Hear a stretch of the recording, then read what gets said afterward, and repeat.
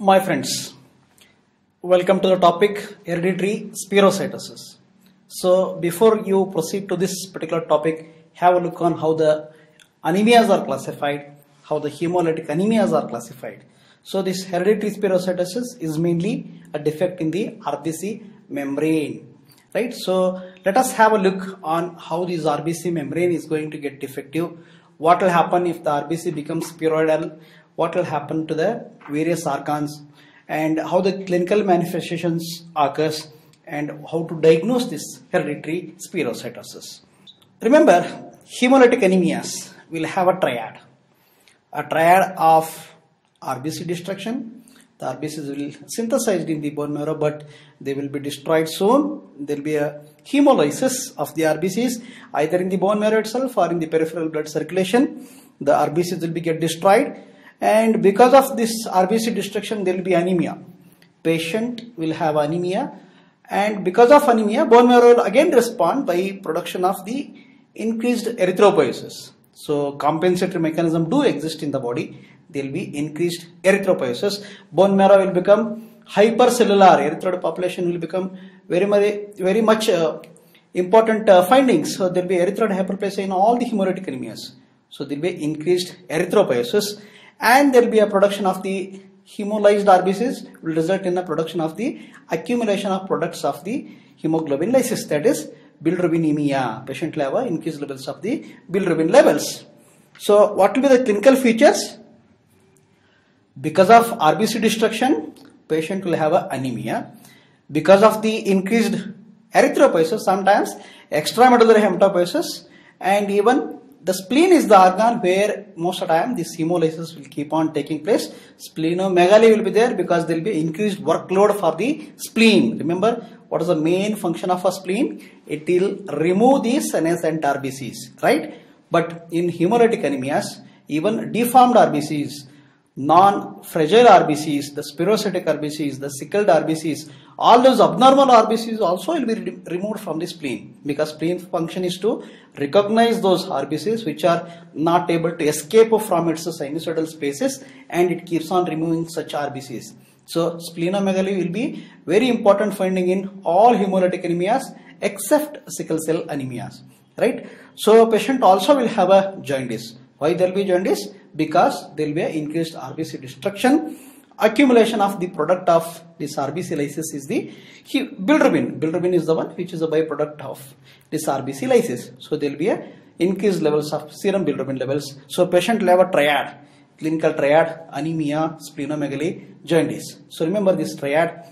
This is very important triad required for diagnosing the hemolytic anemias, right? So as such, the lifespan of normal RBCs is around 120 days, right? On an average, RBC will live for 120 days. But in hemolytic anemias, RBC lifespan will be reduced so much so that it could be just around 10 or 20 days. So only 20 days RBC will live and they will get lysed, right? So let us have a look why these things will happen in patients with these hemolytic anemias. So one of the important hemolytic anemia is the hereditary spherocytosis. What is the main problem? It is a defect with the red cell membrane itself. So it is a defect with the red cell membrane. With that red cell membrane loss, it will be a defective, and that will be lost. What will happen to the RBC size? The size will be reduced. So they appears more of spherical. That is said to be the smallest volume what the RBC can accumulate, right? So it is the smallest surface what can RBC can accumulate. So RBC will become more spheroidal and they become less deformable. Such as spherocytic RBCs, they will not easily flexible. They will become very rigid, and that's why they get sequestered in the splenic sinusoidal spaces for long time. So remember, in the splenic sinusoidal space, the macrophages will be there, splenic macrophages. If the RBC doesn't escape easily through the splenic sinusoidal spaces, if they remain stagnant there for a long time, these splenic macrophages will come in contact with these RBCs for a long time and they will engulf. So stagnation of these spherocytic RBCs makes them to prone for lysis within the spleen. That's why patient will have a splenomegaly. Very high incidence in North European countries and autosomal dominant type of inheritance. Nearly 75% of these cases will have a autosomal dominant inheritance. Around 25% it could be severe cases which are autosomal recessive. So family history is very important for these cases. You have to draw the family pedigree. So let us have a look on RBC membrane as such in detail. There are structural proteins in the RBCs. There are molecules so called as spectrin, ankyrin, actin, protein 4.1, protein 4.2, band 3 molecules, glycophorin molecules. I will explain this in the next animation chart. So mutation of any one of these can cause the hereditary spherocytosis. But which is most commonly get mutated? So researchers have done and they have diagnosed that it is the ankyrin molecules which is very commonly get mutated with the hereditary spherocytosis. So let us have a look on the RBC membrane. It's made up of bilipid layer. It is made up of bilipid layer. There is a phospholipid layer and there are molecules band 3 and we have a glycoprotein molecules and we have another protein molecules protein 4.2, protein 4.1 molecules, and all these molecules have been this 4.2 will bind to the ankyrin and 4.1 will bind to the actin.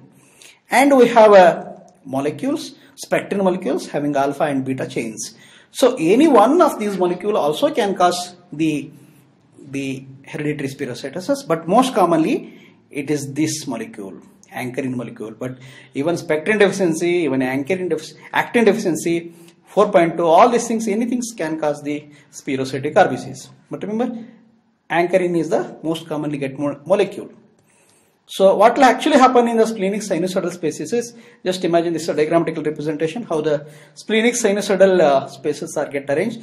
RBC has to squeeze through a small gap between the endothelial cells in the splenic endothelial cells in the sinusoidal spaces. So the RBC dimension is how much? RBC are 7.2 microns. This space is how much? It is just around 2 microns. Normal RBC are capable of that. They are so much deformable, they can easily pass through this narrow space, but not the spherocytic RBC. The spherocytic RBC, they are not able to flex, they are not able to deform, they are not able to escape from this sinusoidal spaces. That's why they will retain within the splenic sinusoidal spaces. Yes, it is something like, normal, like obese man attempting to bend at waist. So it's very difficult for him. So like that, even spherocytic RBCs, they face very much difficulty to escape through this narrow space. Only normal RBCs which are so flexible, so deformable because of their intact cytoskeletal membrane proteins, they are capable of doing that. Spherocytic RBC will not do that. So with loss of this fragments of membrane proteins, they becomes spheroidal, they becomes spherical, right? Such as spherocytic RBCs, remember, will be removed by splenic macrophages. So splenic macrophages, sinusoidal macrophages will come in contact with these spheroidal RBCs and they will be removed by these macrophages. So spleen is the villain in the story of the hereditary spherocytosis. Remember, it is the spleen. That's why treatment of choice for hemolytic anemia is mainly hereditary spherocytosis is the splenomegaly. But do you think splenomegaly will cure the disease? No, it will not cure the disease, because what is the problem? It is a membrane defect problem. So by removing the spleen, you can improve only the anemia. You will not cure the disease as such. So this is a pathogenesis, what will actually happens in the hereditary spherocytosis. It is the main problem is there in the membrane as such, primary membrane defect. Membrane will become more and more unstable with the loss of fragments of a membrane. So with the membrane loss, the RBCs will become more and more spherocytic. So spherocytic RBCs are not deformable. So lesser and lesser cellular deformability. That's why they get trapped in the spleen. So splenic trapping will occur.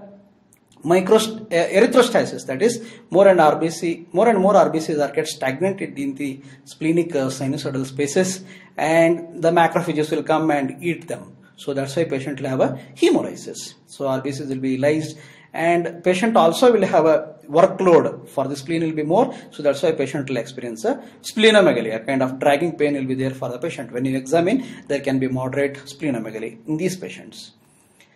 Yes, because of these features, these problem, patient will have a pallor, patient will have anemia, mild or moderate anemia. patient will have invariably jaundice. It will be a moderate jaundice, which is a fluctuating jaundice. Invariably, splenomegaly should be there. So unless you find splenomegaly, you cannot make a diagnosis of hereditary spherocytosis. Remember, splenomegaly is the most important and the must to diagnose the hereditary spherocytosis.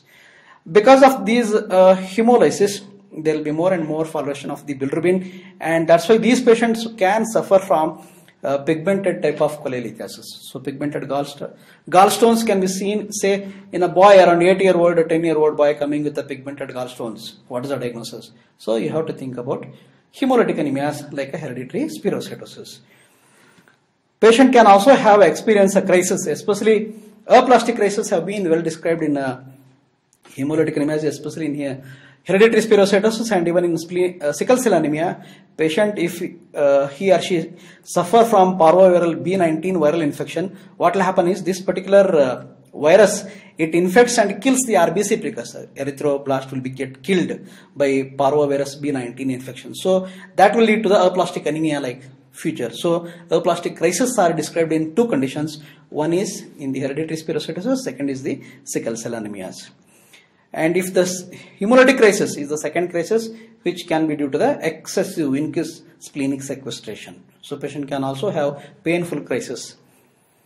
So how to estimate, how to do the laboratory test for the hereditary spherocytosis? So there will be invariably increased RBC breakdown. Patient will have increased levels of the serum bilirubin levels. So hyperbilirubinemia will be there. Increased urine urobilinogen levels and fecal stercobilinogen levels. Low or absent haptoglobulin levels. And what is the finding in the peripheral blood smear is the increased number of the reticulocytes. So let us have a look on this diagram. What will happen? What is the findings in the peripheral blood?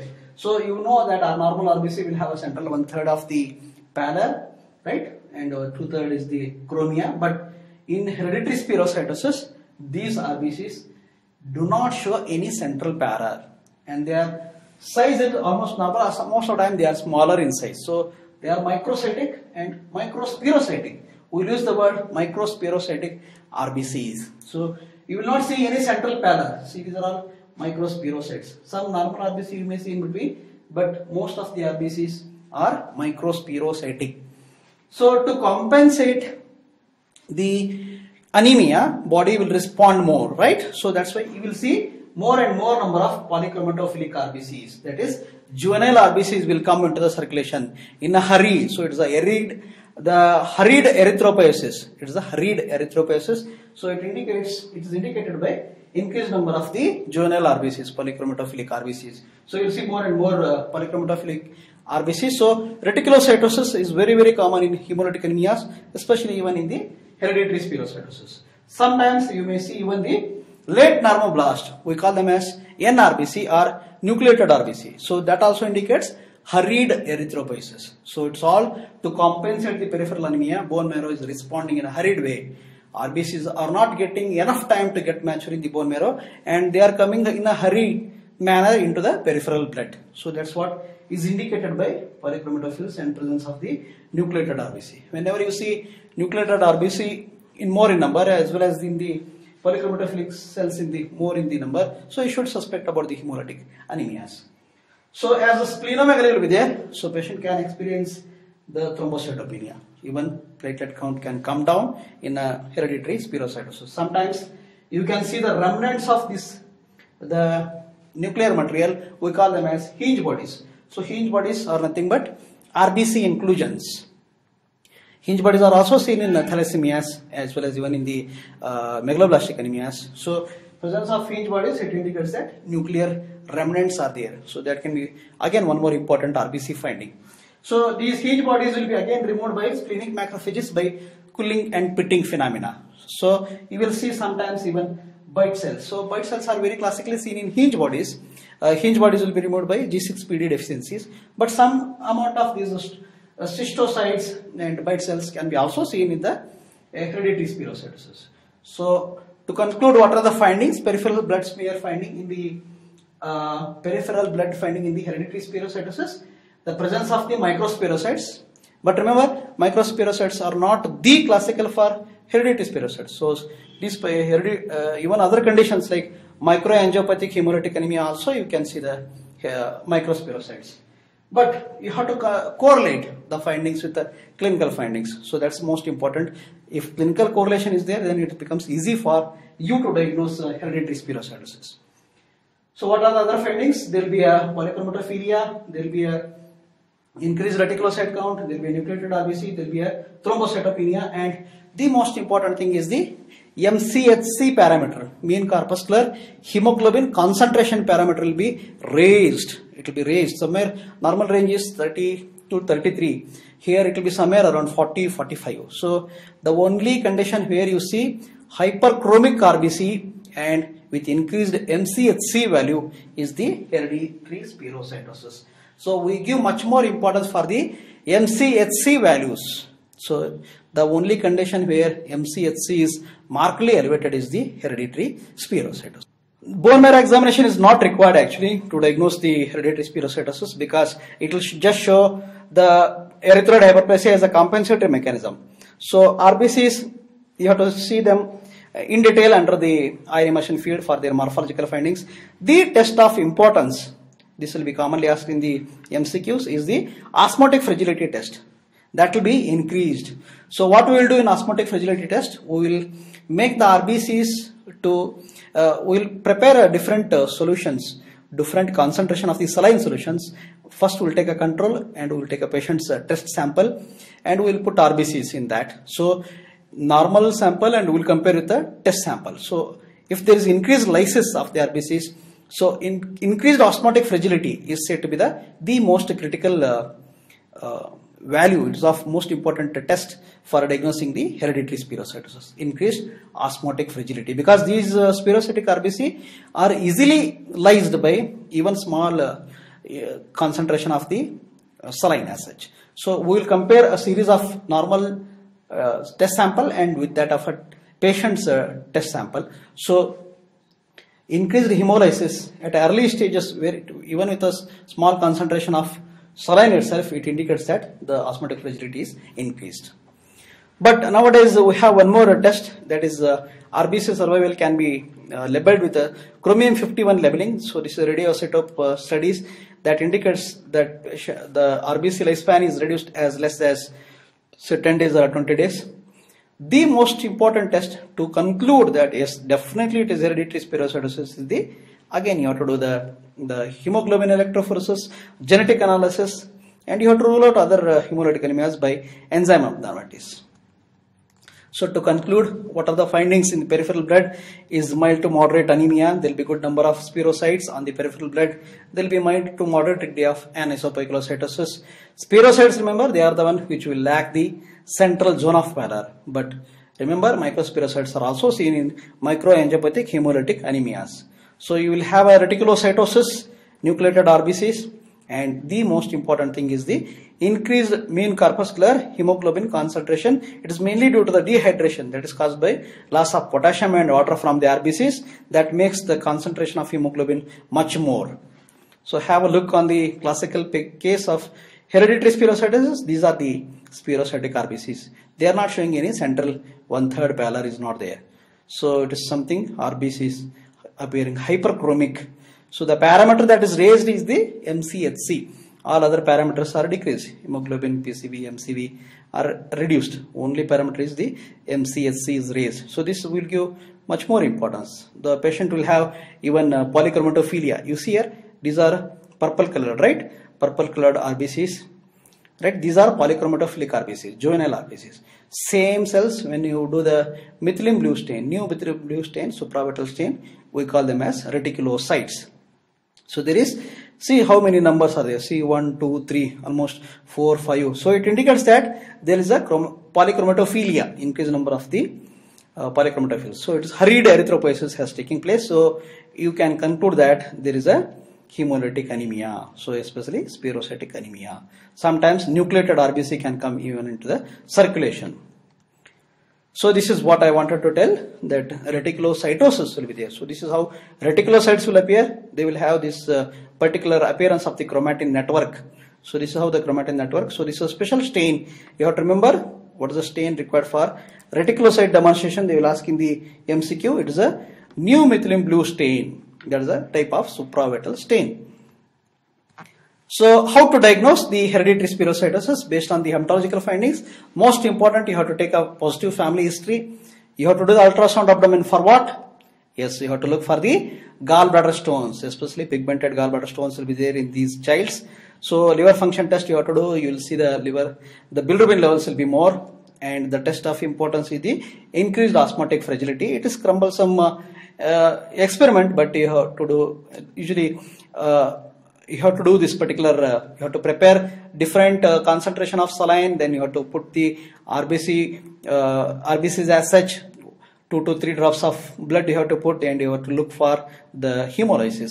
If it is taking early, it indicates that increased osmotic fragility is there for these cases. But the confirmatory test is again hemoglobin electrophoresis. More than that is the molecular diagnostics. So you have to look for the defective gene for the proteins. So RBC membrane you have to study. Is bone marrow is indicated for hemolytic anemia or not? It is absolutely not indicated. Remember, the hemolytic anemias can be confirmed by doing hemoglobin electrophoresis and other tests, but not bone marrow. Bone marrow in any hemolytic anemia you do, it will show erythroid hyperplasia and no other findings. So there will be erythroid hyperplasia as a compensatory mechanism. Because of the peripheral anemia, the patient will have a bone marrow erythroid hyperplasia. It's not the suggested for hemolytic anemia diagnosis. So how to confirm? The confirmatory test is the molecular genetics. Either you have to do the hemoglobin electrophoresis or you have to do the globin synthesis studies. How they will treat hereditary spherocytosis? Splenectomy. Remember, splenectomy doesn't cure the hereditary spherocytosis, but it improves the anemia. So patient's hemoglobin, say it is 4 or 5 grams. So after splenectomy, it will become say around 9 or 10, 11 or 12, something like that. It improves anemia. So, but spherocytes will persist in the blood. They will persist in the blood. The treatment of choice is the gene therapy, which is of course the dream now, and it is coming in reality. So it become very popular in the future. So gene therapy is the treatment of choice for the hereditary spherocytes. But before doing splenectomy, you have to take care a lot that these patients should be injected with certain vaccines like capsulated organisms, pneumococci, streptococci, those Neisseria, those capsulated organs infections are very common if the patient undergoes a splenectomy. So all those care has to be taken. You have to give the vaccines first, then only you have to do the splenectomy. So that's about hereditary spherocytosis, the most important and interesting topic, hemolytic anemia.